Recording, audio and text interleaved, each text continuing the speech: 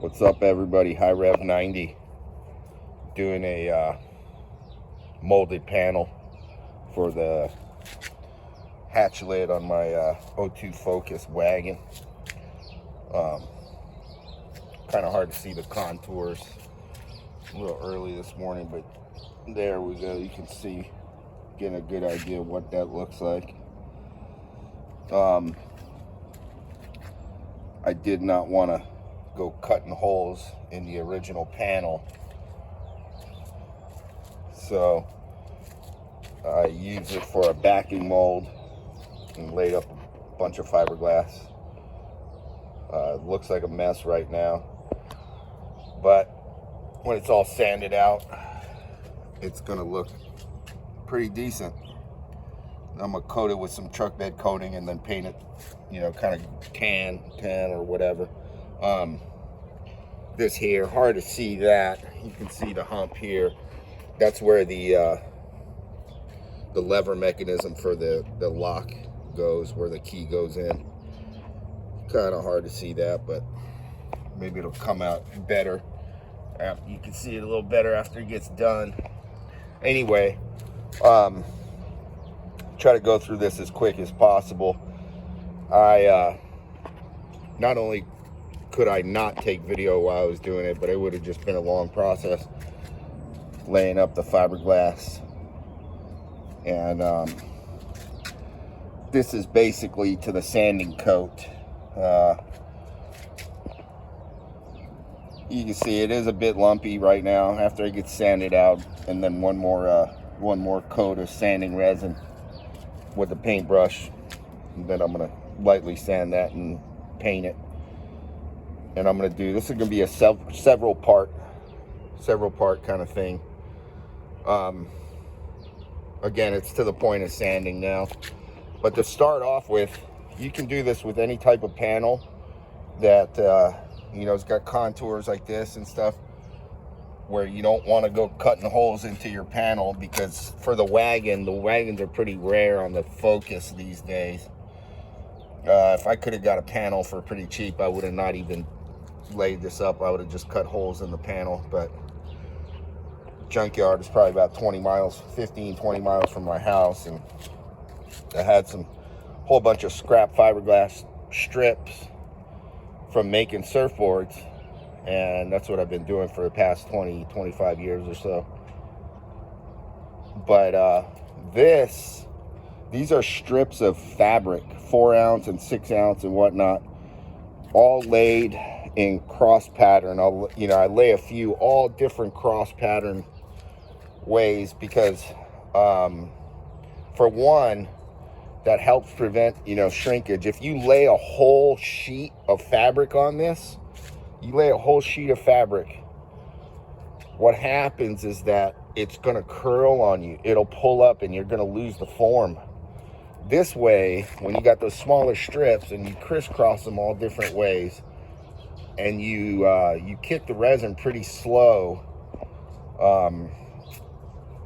then you're going to get minimal shrinkage and minimal distortion. This way, you're going to get the coverage you need without it shrinking on you. And that's what causes all the problems, especially if you put too much hardener in the resin. It'll definitely curl up on you, and you're going to lose the shape of your piece. This tan stuff here, that's I ran out of laminating resin, which is good. I was able to get all the fiberglass on there that I needed, but then I had to go get a quart of just general purpose sanding resin from Walmart, Home Depot, wherever you get it from. And then this is, I ran out of good micro balloons, good proper resin filler from I'll get my stuff from Surf Supply. This stuff works insane. You can see the logo there. Here's these guys. I'm gonna say, not in this particular project. I didn't get anything from them, but they've helped me out a lot. So These guys, I'll just say, are my sponsor because they got all sorts of stuff you can get from them. They ship UPS ground, any chemicals. You can get laminating resin. You can get these fillers. This is what this one is called. It's a good general purpose. It's the least expensive. It helps to bulk up the resin, and it's really sandable instead of using Bondo or glazing putty. Obviously, the 2-part glazing putty is what you want to use for smaller, smaller fills. But if you're going to do any major kind of filling, this is the stuff you want to get. I just used plain old all-purpose baking flour, and it works killer. It works really good. You got to mix it up. Basically, what you do is you mix your resin and your hardener at no more. Really, you don't want to go more than 1 cc for every 16 ounces. Because once you start going more than that, you're going to cause shrinkage problems and distortion and everything. But anyway, that Dicaprol stuff works killer for filler. This is just flour. And what I did was I laid it up with my Bondo spreader. Cut the Bondo spreader in half. I'll show that in a second. But this is after I laid up all my fiberglass coats and I let it dry, quite a few hours in between layers of fiberglass, and just lay it up with a paintbrush. The first few layers I used my Bondo spreader, and the last layer I just kind of like flooded it with the paintbrush and the fiberglass, so you get extra resin for strength. And then once that dried enough, then I laid up my filler here on the edges, especially to stiffen up the edges. And then as soon as I got that on, I put my sanding coat all over it because it really helps smooth it out. The flour is kind of chunky. It's not real. It has some. It doesn't. What's the word I'm looking for? It's not very smooth. It doesn't have a smooth flow. But I mix it up to like a thick pancake batter texture, and then consistency, and then just kind of like smear it on there with the Bondo spreader, and then get that on, and then you just use your paintbrush to put your sanding coat. There's a couple of spots that didn't harden very well, so I kind of just picked them out. That's the only spots. If I would have let it sit longer, it would have stiffened up. But that, I'm just gonna fill that either with my flour and resin mixture or some glazing putty possibly. I'm not sure yet. The 2-part glazing putty. Don't use that red stuff. You got to get the stuff that looks like Bondo with the actual hardener. But yeah, this is ready for sanding. Basically, what you're going to do is, you're going to lay up there's your fiberglass sheets. I had a whole bunch of them. And if you're going to buy a whole sheet of, this stuff works way better than that chop strand mat. That stuff is such a pain in the butt to work with. This wets out nice. You can get, you can just lay all random strips on it. You just lay them all random different ways, like so. You just lay them up, put some resin down, put one. This one's got a little bit sticky, but you guys get the idea. You're gonna flatten it out, and you're just gonna lay them all in random strips. Over here, this is all got to get sanded, obviously. I'm gonna sand all of this. I overhung it, put some relief cuts all along the way. So you can mold complicated shapes doing it this way. And then you just lay these all random, all different ways. Strip it this way. You can cut long wide strips and lay them all crossways, that way. Works way better than chop strand mat. You get a smoother finish, and you can form real easy with minimal frays and minimal mess. So I have a whole bunch of these sheets. If you want a whole bunch of these strips, you check out my eBay page.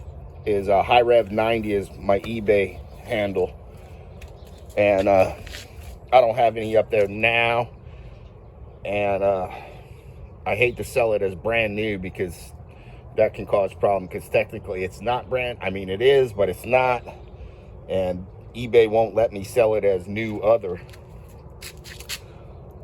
But anyway, you lay all your strips down. I got about, I want to say 4 or 5 this way, all across different ways. And again, use about 1 cc of hardener per pint of resin. It takes a long time to go off, but the results are so much better. It'll harden up once you put that hardener in there. And here's where I'm going to cut for my 4x6s. I'm going to have to cut this out, this area. This is where a grab handle was. Cut this out, and then I'm going to lay another piece backing. I'm going to put backing, lay another piece in there, a few pieces, so I can cut for my 4x6s. A couple of low spots, especially here. I got a few low spots here where the resin built up more here and not so much here. And so I'll just probably lay another couple of strips of fiberglass right here, sand this real good with 60 grit, and then lay a couple of strips of fiberglass. This is basically the first part. When it comes to sanding, I'm going to do part 2 for the sanding. See, look, this is look, clean as a whistle. Minor staining. You use a cooking spray, works killer for a mold release. It's cheap, it works awesome. Look at that. Look at that. I got a tiny bit of resin down there. That's going to scrape off just fine. But that pops off easy. I'm going to do all my sanding. My final everything, leave it on the substrate. Do all my sanding. And basically, I'll do a quickie for that. But basically, when you sand, I'll show you the pads that I'm going to use. Let's see here. One of them is here. You can get these off of eBay. They're just the small polishing pads. Small polishing pads. I glued on some 60 grit there. I got to put more glue, but this way too, with this thing, you can easily get, you can get into your contours like that. If you got a palm sander, say if this is your palm sander, those work good too. I use a circular sander that we use on surfboards, which just makes real quick work of the job. And you're basically going to just keep blending with your sander and sand all your shinies. Your shinies are going to be your low spots. And you can see it just looks smoother than that chop strand matte. And then, like I said, when you try to use filler, that Bondo stuff, man, that stuff don't sand worth of nothing. Use that Dycapearl stuff. That stuff sands killer.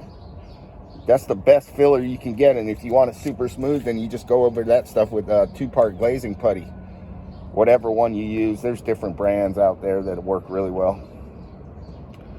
But anyway, this is the first part of the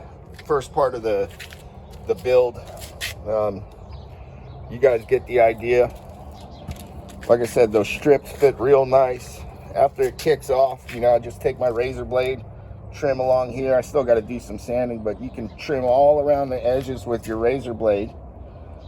You guys get the idea if you know anything about fiberglass work. But that's the gist of it for this first part of building this panel. Because again, if you want to cut holes in whatever panel you want to cut holes in, go ahead. This one, I didn't want to do it because I can't get these for the wagon. And yeah, it's going to look pretty cool. Once it comes out and, all said and done for, it's going to be pretty cool. I'm going to fill that with some flour filler.